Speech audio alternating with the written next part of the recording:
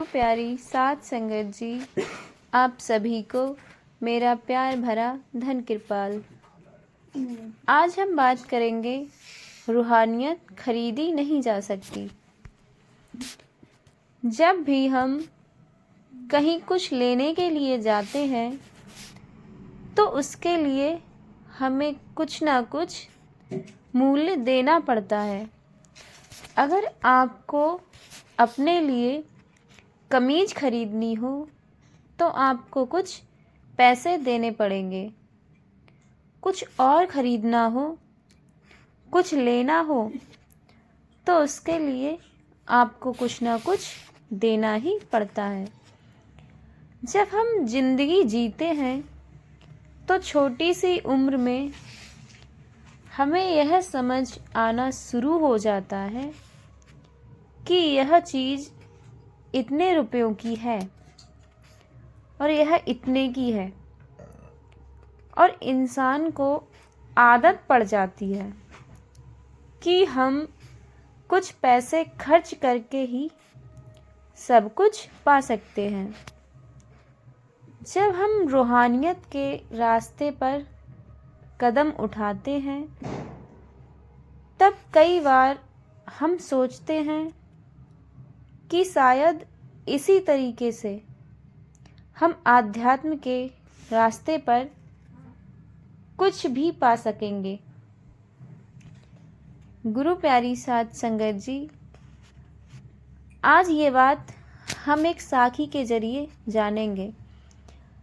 एक संत जी एक जगह से दूसरी जगह पहुँचे और वहाँ पर उन्होंने सत्संग किया।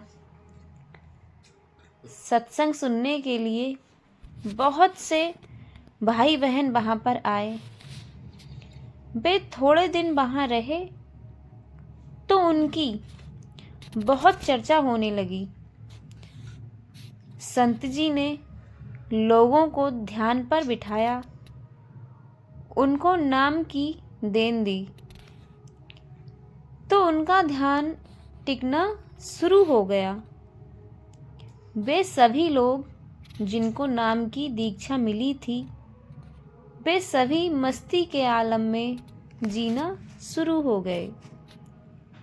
तो औरों को भी लगा कि किसी तरीके से यह जो साधना है, यह जो ध्यान टिकाने का तरीका है, इसे हम भी सीख लें।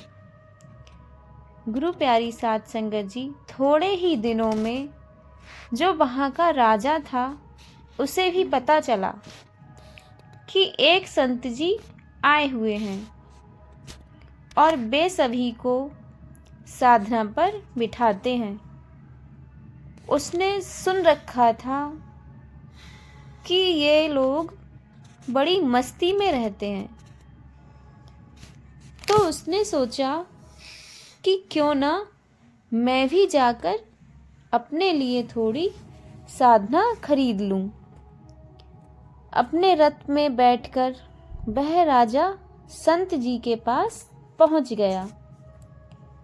संत जी से जब वह मिला तो उसने कहा, वह कहने लगा, मैं यहाँ का राजा हूँ और मेरे पास बेशुमार धन दौलत है।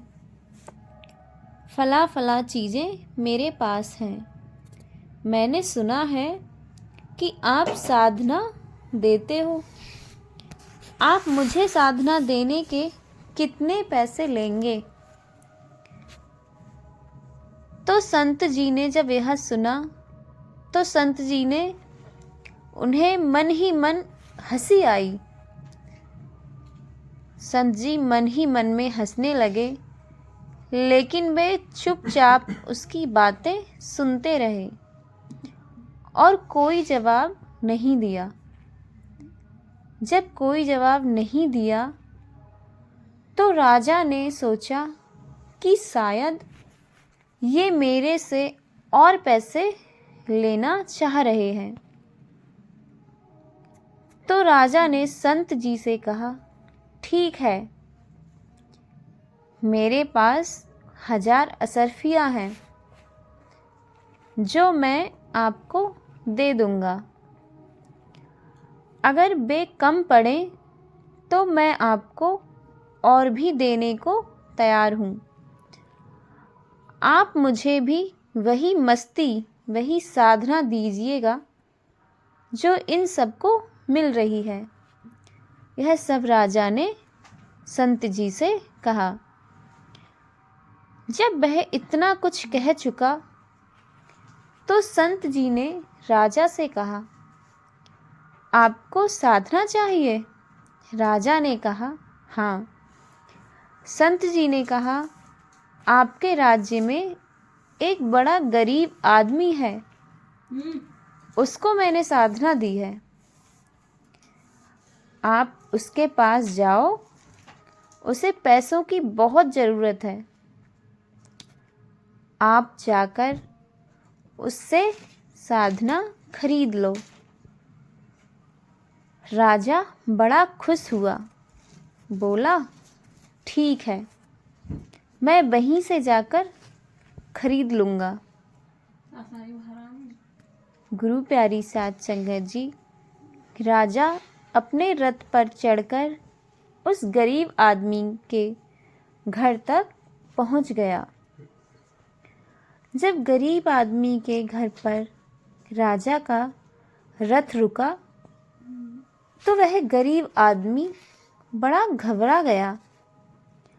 वह सोचने लगा, पता नहीं मैंने क्या अपराध कर दिया है जो राजा मेरे घर में आया है। वह भागा भागा बाहर आया और राजा के पैरों पर गिर गया और राजा से कहा, आपने यहाँ आने की तकलीफ़ क्यों की? अगर मुझसे कोई अपराध हुआ है तो मुझे महल में बुलाना था। मैं क्षमा मांगता हूँ राजन। अगर मुझसे कोई गलती हो गई है तो राजा ने कहा, नहीं, मैं तो तुमसे साधना खरीदने आया हूँ। और वे संत जी कह रहे थे कि मैं तुमसे सौदा कर लूँ, तो तुम्हारे लिए कितने पैसे चाहिए? कितनी असरफियाँ चाहिए तुमको, ताकि जो साधना तुम्हें मिली हुई है वह तुम मुझे दे दो।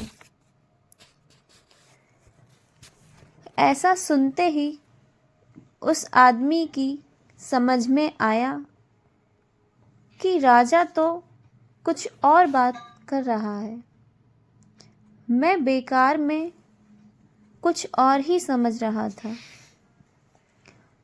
उसने राजा से कहा, साधना पाने के लिए आपको बहुत कुछ देना पड़ेगा। राजा ने कहा, ठीक है, मैं सब कुछ देने के लिए तैयार हूँ। मेरे पास बहुत सी तिजोरियाँ भरी हुई हैं। जितने पैसे तू मांगेगा मैं तुझे दे दूँगा। तो उस गरीब आदमी ने राजा से कहा, सबसे पहले तो आपको अपनी हौमें देना पड़ेगा। हौमें का मतलब होता है घमंड। सबसे पहले आपको अपना घमंड देना पड़ेगा। आपको यह सोचना पड़ेगा कि आप राजा नहीं हैं। आपको यह भी सोचना पड़ेगा कि आपकी कोई पूजा नहीं है। आपको यह भी जानना पड़ेगा कि आप और बाकी सब जितने भी इस राज्य में रहते हैं सब बराबर हैं। अगर आप अपनी हौमें को त्याग सको, आप में जो मैंपना है उसको त्याग सको, तब आप यह साधना पाने के लायक हो जाएंगे। जितनी भी चीज़ें आपकी तिजोरी में भरी पड़ी हैं उनसे कोई फर्क नहीं पड़ता। यही हम सबके साथ भी होता है। बहुत सी बार हम यह सोचते हैं कि हम किसी महापुरुष से मिलने गए और हमने ज़्यादा दान दे दिया तो शायद हमारी तरक्की ज़्यादा हो जाएगी। अगर हमने मिशन में कुछ कार्य करवा दिया तो शायद हमारी तरक्की हो सके और ज़्यादा हो सके।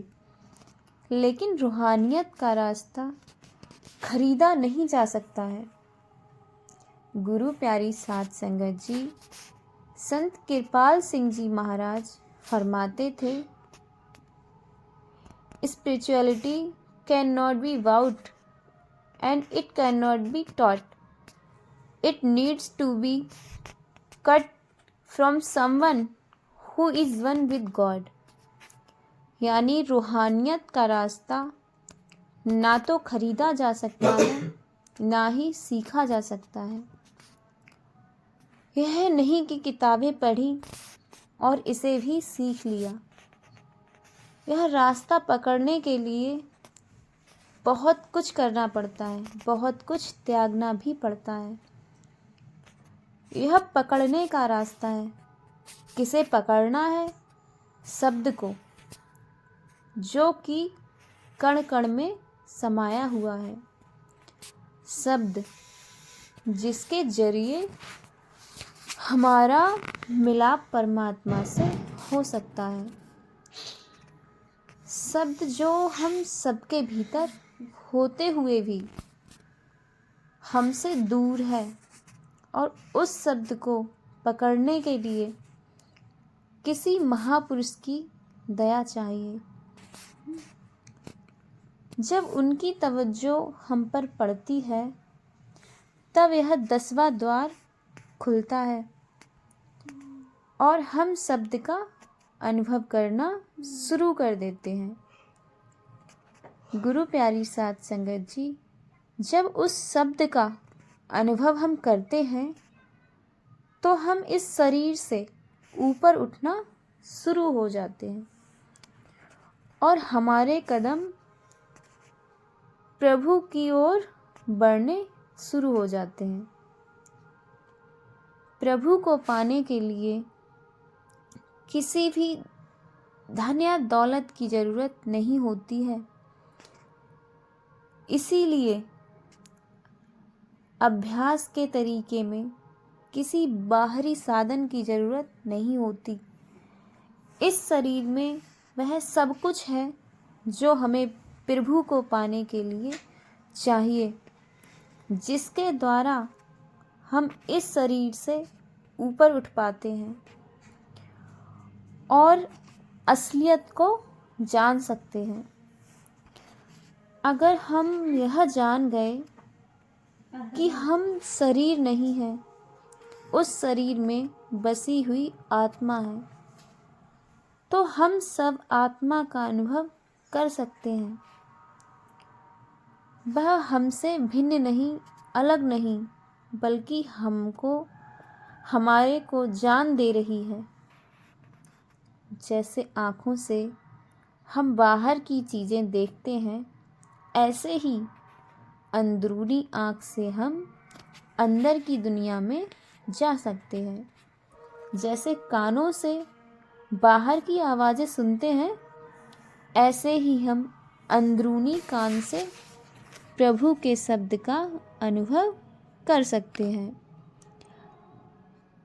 गुरु प्यारी साध संगत जी, जैसे जैसे उस शब्द के साथ जुड़ते चले जाएंगे तो हम देखेंगे कि हमारे कदम अपनी मंजिल की ओर और तेज़ी से उठने शुरू हो जाएंगे। अगर हम उस अवस्था तक पहुंच जाएं जहां हम समझ जाएं कि हम प्रभु की संतान हैं, हम सब एक ही हैं, तो प्रभु को पाना मुश्किल कार्य नहीं होगा। इसीलिए संत कृपाल सिंह जी महाराज बार बार यह फरमाया करते थे,